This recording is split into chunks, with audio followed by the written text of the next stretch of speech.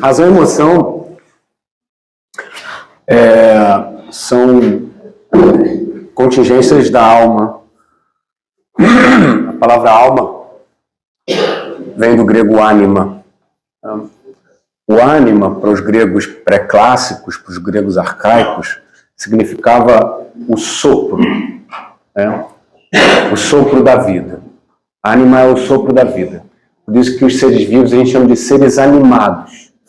São seres animados porque têm ânima. E o ânima é a respiração, por isso que o sopro da vida, né? Enquanto você está respirando, você está animado.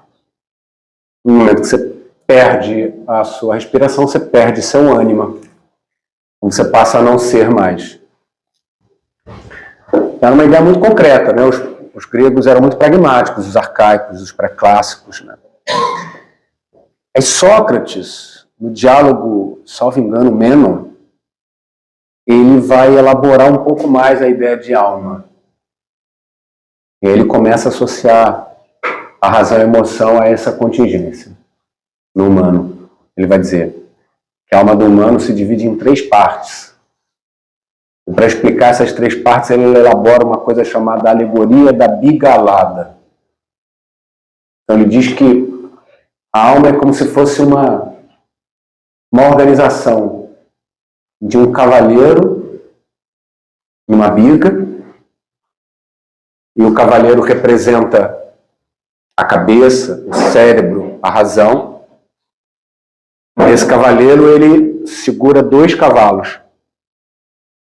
Um cavalo é a vontade, é a emoção, é um cavalo forte, pujante. É um cavalo que é representado, ou que representa, o coração, o túmus, ou o timo. Então ele já associa emoção ao coração, como ao cérebro à razão. E o outro cavalo é um cavalo magro, preguiçoso, fraco. É o cavalo da concupiscência, é o cavalo dos desejos primitivos. E para o Sócrates, o ideal da humanidade é você ter o cavaleiro, que é a razão, controlando a vontade. E o cavalo da vontade leva o cavalo da concupiscência. O quero, posso, devo, quem pensa é o cavaleiro. Agora, pode acontecer que o cavalo da vontade ele é muito volúvel.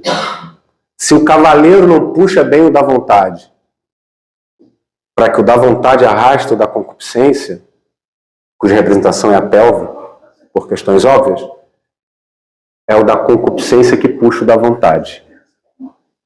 Então, a alma humana, ela tem essa relação do cavaleiro, que pode ou não controlar a vontade, e da vontade que pode ou não ser controlado ou controlar os desejos mais primitivos, mais primordiais. É interessante ver essa tripartição da alma que o Sócrates propõe e fazer uma análise com o cérebro trino do MacLean, que eu falei na primeira parte, né? O MacLean fala de um cérebro cognitivo, talvez seja essa a representação cerebral do Sócrates, né, do cavaleiro, um cérebro emocional, que é essa representada pelo coração, cavalo forte, e a parte da sobrevivência, que é representado pelo cavalo da concupiscência, esse cavalo chucro, que se segue, que vai pelos prazeres mais imediatos, ou pelos medos mais imediatos, os medos mais primordiais, né? Mas é interessante, porque mesmo a gente pensando numa tripartição da alma, voltando para a conversa que a gente estava tendo na primeira parte, é uma estrutura só, é a bigalada. Então, todos os eventos, todas as contingências humanas, tudo está junto. A razão, a emoção e os desejos mais primordiais. Estou chamando de desejo primordial, mas a gente pode falar tudo associado à sobrevivência. desejo de comer, desejo de beber, o desejo de respirar, o desejo de se reproduzir. Não o desejo de se reproduzir, o desejo de acasalar, né? A reprodução é só uma contingência do acasalamento. O desejo é de acasalar. Então você tem essas três organizações. A razão, a emoção, aspectos da sobrevivência. No cérebro trino e na bigalada, né? E tudo acontece ao mesmo tempo.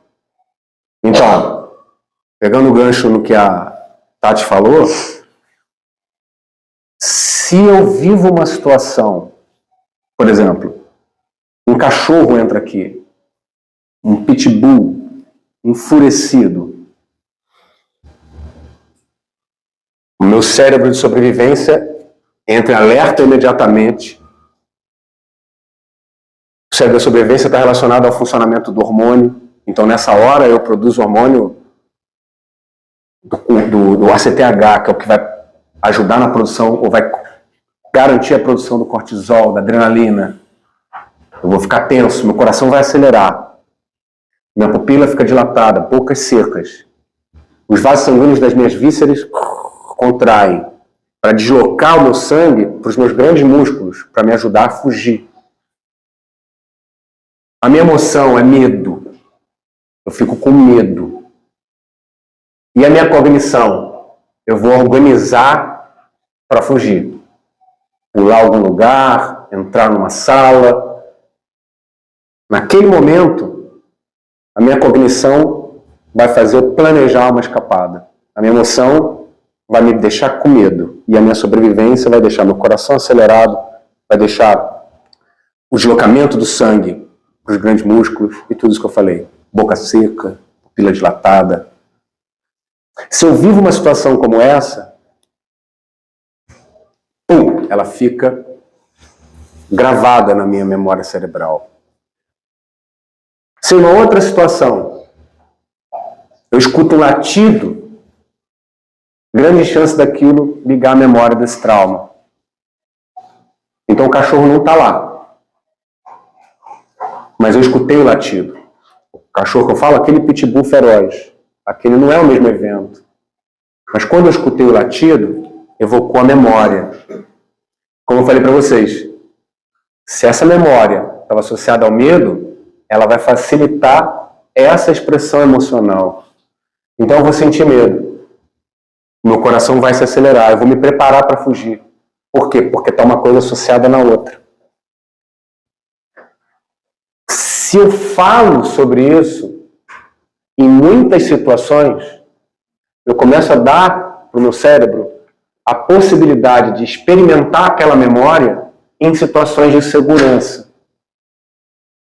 Então, na primeira vez, veio o latido, veio a memória, veio o medo e veio todas as mudanças de sobrevivência. Coração acelerado, boca branca. Por quê? Porque eu preciso do sangue nos meus músculos. Então a boca não precisa de sangue. Contrai o vaso da boca. Boca seca. Eu tenho que sair correndo. Então eu me preparo para sair correndo. Se eu falo sobre isso algumas vezes, em situações de segurança, sendo bem guiado,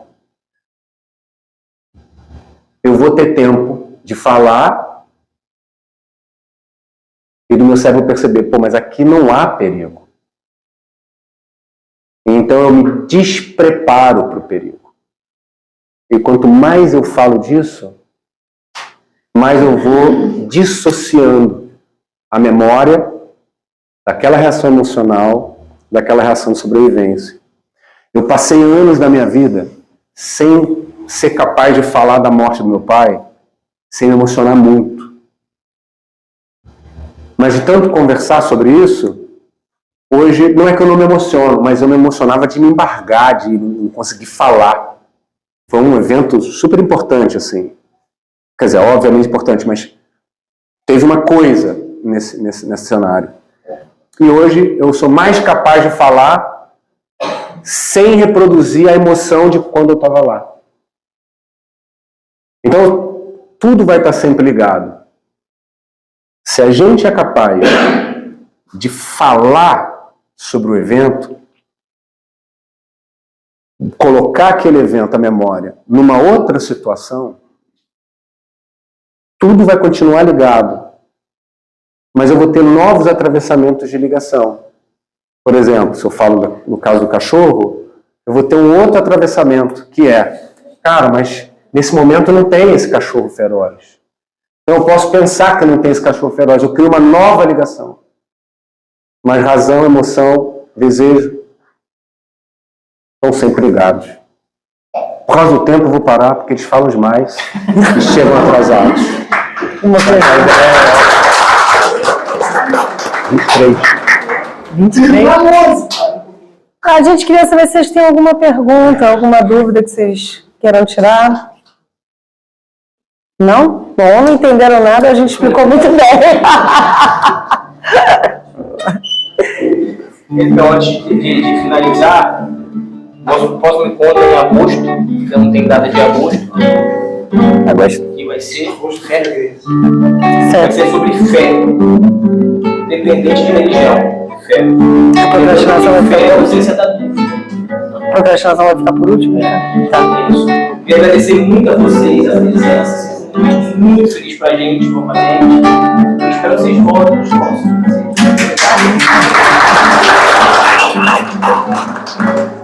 Já vou me embora, mas sei que vou voltar. Amor, não chora, se volta é pra ficar. Amor, não chora, que a hora de deixar o amor de agora pra sempre ele ficar. Eu quis ficar aqui, mas não podia. O meu caminho a ti não conduzia. O rei mal coroado não queria o amor em seu reinado, pois sabia não ia ser amado. Amor não chora, eu volto um dia. O rei velho e cansado já morria perdido em seu reinado sem Maria. Quando eu me despedia do meu ponto e dizia: já vou embora, mas sei que vou voltar. Não chora, se volta é pra ficar. Amor, não chora, é a hora de deixar o amor de agora pra sempre ele fica.